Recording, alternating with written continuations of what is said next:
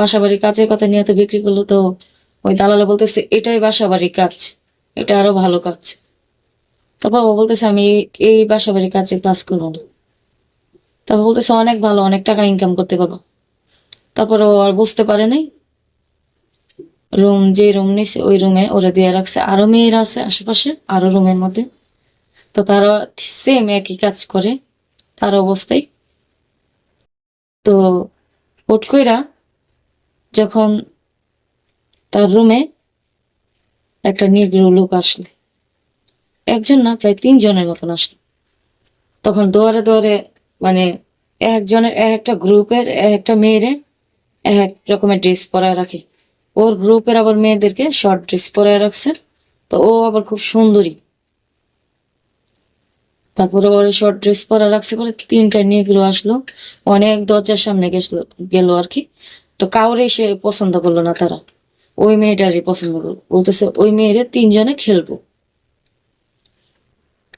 ঠিক আছে, আপনারা খেলবেন, ঠিক আছে, তো এত টাকা রেট, এত টাকা লাগবে। পরে নিগ্রোরা বলতেছে টাকার কোনো সাবজেক্ট না, ওই মেয়েরে আমরা খেলবো। এরকম মেয়ে আমরা এ পর্যন্ত আমাদের লাইফে পাইনি, ছোটখাটো অনেক সুন্দরী, ওরে আমরা খেলবো। আচ্ছা ঠিক আছে, ওই মালিকের সাথে যোগাযোগ করলো, ম্যানেজারের সাথে। তারপরে খেললো, রুমে গেল, রুমে যাওয়ার পরে একজন একজন করে 2জন খেললো। যখন লাস্টে যে গেল, তার মেশিনটা সেম এত বড়, ছোট মানুষ তো কুলাইতে পারে না, ঠিক আছে।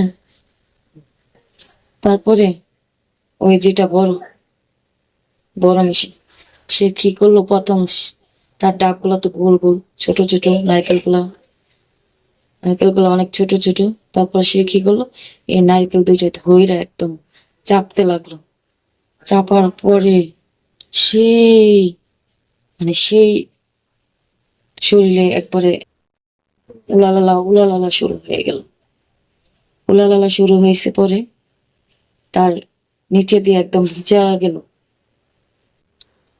তারপরে তারে যে লাস্টে গেল, সে 2 ঘন্টা খেলাইছে।